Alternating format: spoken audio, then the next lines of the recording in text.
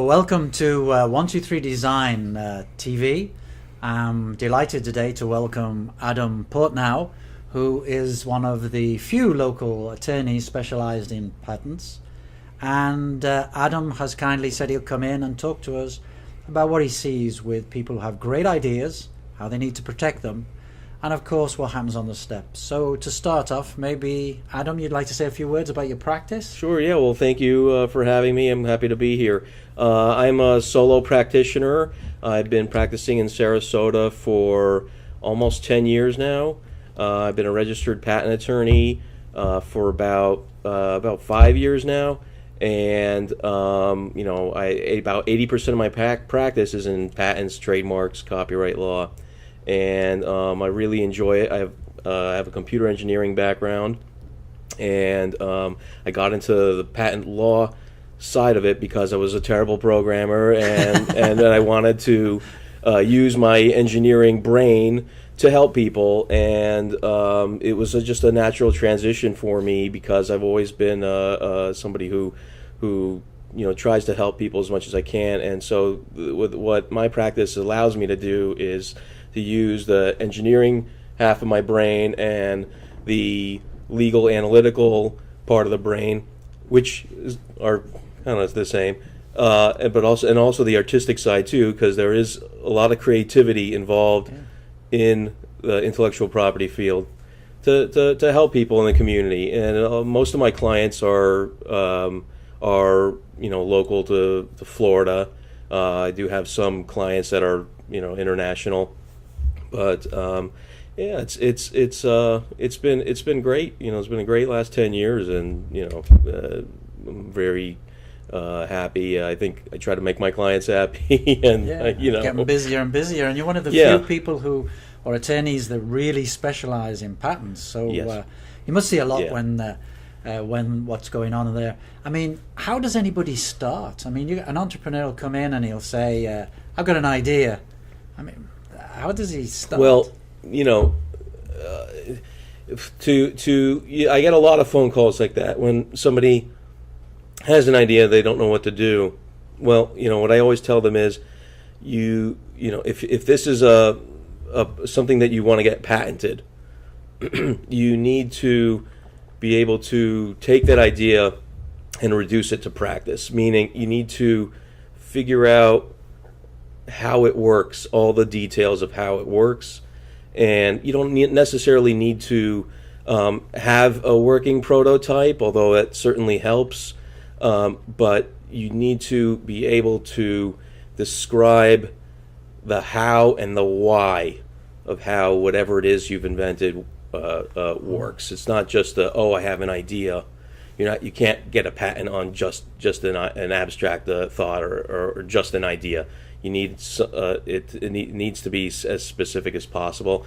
So a lot of times, when I get those kinds of calls, and I explain this to them, they go back and they tinker around a little more. Sometimes they already have that, and they're able to provide me with a detailed description of the invention, and then I take that. I'll do a patentability search, a novelty search to determine if it's something that is patentable. So we look at prior inventions, prior filed applications that weren't necessarily granted a patent, any publication. All this is called prior art. That's the legal term for it. Oh. And so we look at the prior art. We determine if it's something that may be patentable.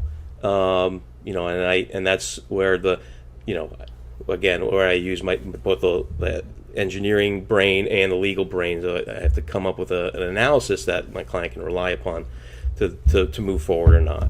So and if it is something that we say, maybe this has some novel utility and it's not anticipated by the prior art, then we can go ahead and file for a patent on that. So with having your engineering background then, with the legal side, you're actually helping people to realize when is the best time that they should go through. What is the best time for them to go through? I mean, they have to have a prototype or before? Well, like I said, you don't need a prototype to file.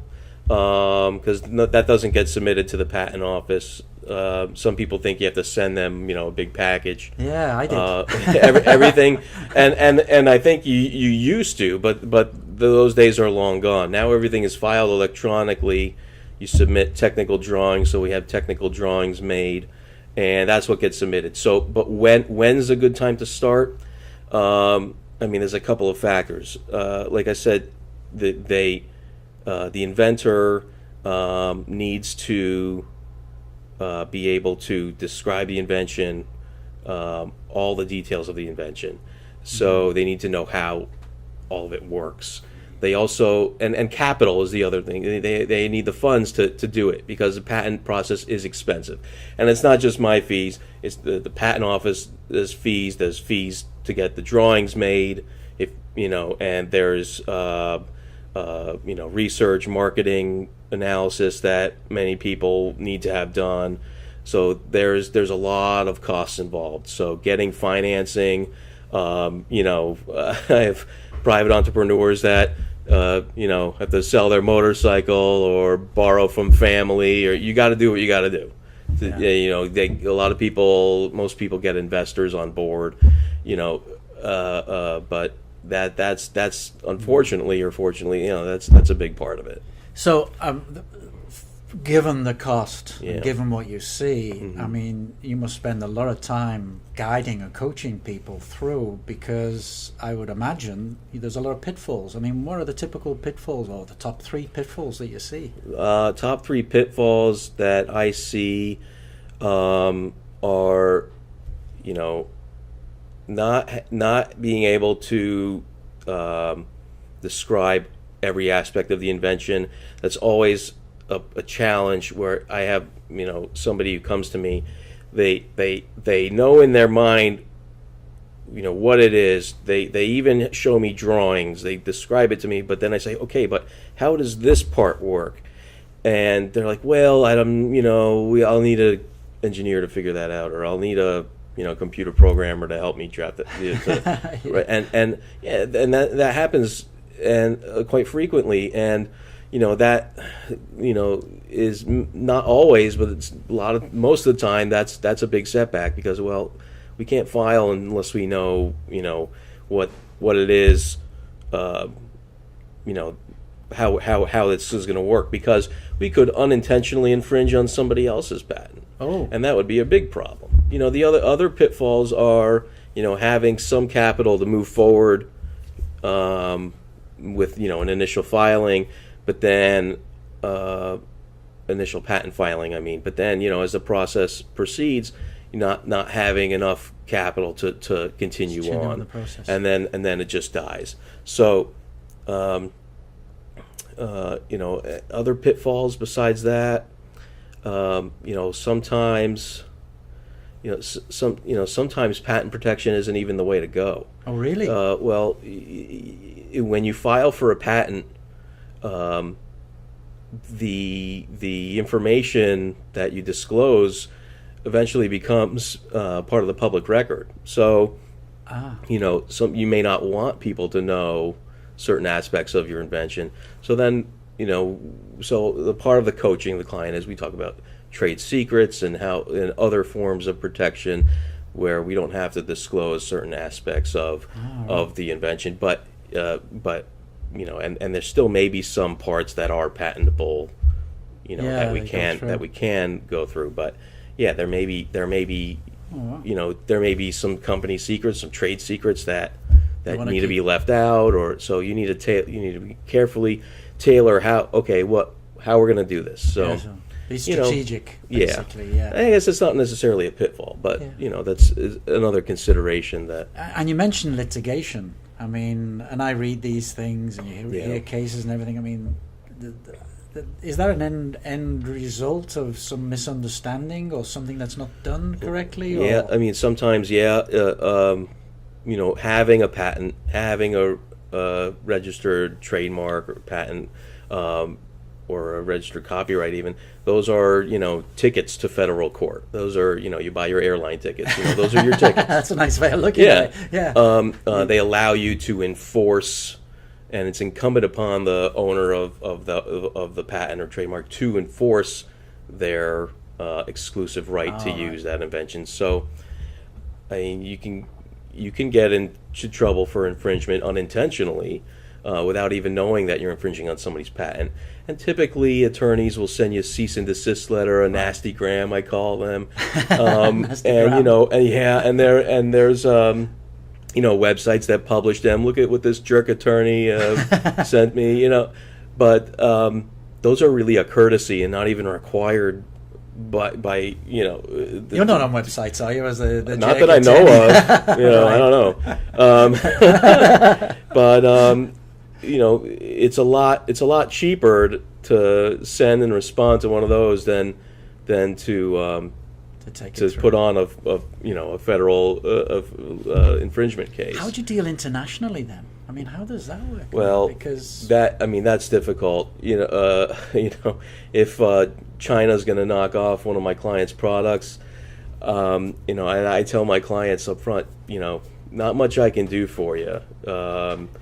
you're listening to this, right? You're listening to this, everyone. This is really, the truth. In the EU, and I haven't had to deal with any infringement actions in the EU, but we'd have to partner with a firm over there because I'm only licensed in the United States and in Florida. So, All right. for international purposes, Get a partner and take care of the Chinese. right, and everything we're talking about here is mucho dinero. Yeah. So these are all considerations when applying.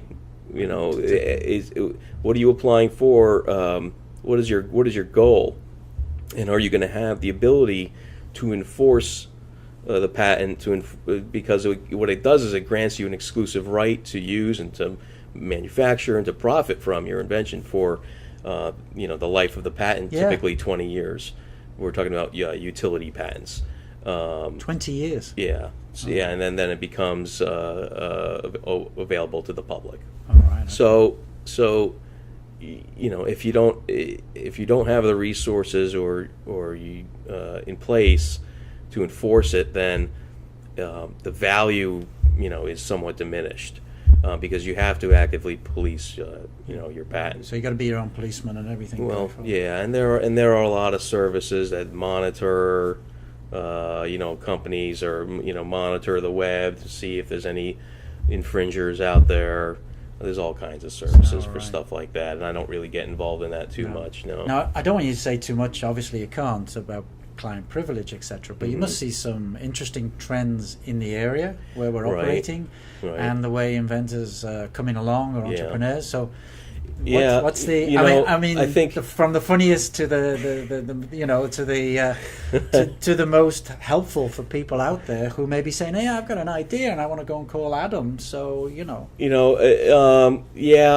get a lot of calls and see a lot of 99% of them are really interesting, fascinating ideas. A lot of stuff that I see is just a new improved methods or new improved products from stuff that's already existing. yeah. And I'm always looking myself for the perfect back scratcher, and there are tons out. I got the telescopic one, but something simple, relatively simple and rudimentary like that. People are always coming up with new kinds of tools and things, stuff that you'd see on the Shark Tank TV show, but on the more I don't want to call it more sophisticated, but there are a lot of emerging industries that I think on the horizon that I'm starting to see a little bit of. A lot of new software patents, which are very complex, Right. To get approved of. The inventions themselves are complex, but the patent law is about 30 years behind where it needs to be to sort of 30 years behind. Yeah, just like That's going to be tough. Software progresses so quickly. Yeah. What's novel today is not novel, 6 months from now. Yeah. So the law can't keep up. for example, artificial intelligence. Right. This is a big emerging field. There's been AI for example, in the field of medicine. They're using AI to diagnose diseases. Yeah. They've been doing so for I think at least 10, maybe even 20 years now, Right. to some extent. But they're starting to test AI systems that will eventually replace ultrasound techs and things like that. They'll be able to analyze images and make diagnoses, and there are AI systems that are writing their own code to solve problems. So when the AI becomes the inventor, Right. there's a big issue in patent law, because patent law in the United States, at least, recognizes individuals as inventors, and you need to list, even if it's something that's a company-owned patent. There is always like that, the employee of the company that invents it, they're listed as the inventor, and then the company would be the owner.